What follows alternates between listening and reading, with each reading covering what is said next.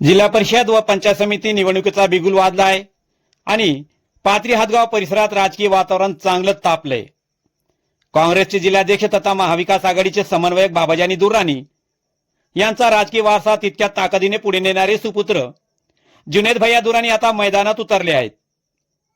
आज हातगाव सर्कलमध्ये जुनेद भैयांनी महाविकास आघाडीचे अधिकृत उमेदवार सुरेश बाप्पा ढगे यांच्या प्रचारासाठी रान पेटवले।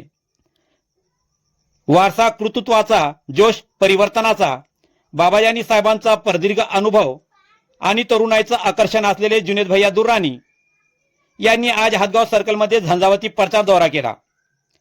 शिवसेना उद्धव बाळासाहेब ठाकरे गटाचे उमेदवार सुरेश बाप्पा ढगे यांच्या विजयाचा संकल्प करत जुनेद भैयांनी गावागावात प्रचार फेऱ्या काढल्या। यावेळी जुनेद भैयांच्या रॅलीत तरुणाचा महापूर पाहायला मिळाला।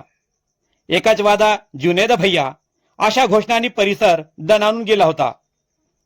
अल्पसंख्याक समाजात चैतन्य, अल्पसंख्याक बांधवांनी जुनेद भैयांचे जंगी स्वागत करत सुरेश बाप्पा ढगे यांना भरघोस मताधिक्य देण्याचा निर्धार व्यक्त केला। प्रचार फेरीनंतर एक छोटेखानी पण प्रभावी कार्यालयीन सभेत बोलताना जुनेद भैया म्हणाले की हा विजय फक्त सुरेश बाप्पांचा नाही तर बाबाजानी दुर्राणी साहेबांच्या विश्वासाचा आणि विकासाचा विजय असेल।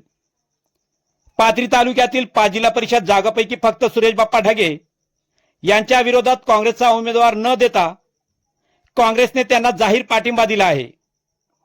निष्ठावान कार्यकर्त्यांनी आणि बाबाजानी दुर्राणी साहेबांवर प्रेम करणाऱ्या बाबाजानी प्रेमींनी सुरेश बाप्पांना आणि या सर्कलमध्ये त्यांच्यासोबत उभे टाकलेल्या पंचायत समिती सदस्यांना मोठ्या मताधिक्याने विजयी करावे असे आवाहन यावेळी जुनेद खान दुर्राणी यांनी केले। त्यांच्या या भाषणामुळे कार्यकर्त्यांमध्ये नवा जोश संचारला आहे।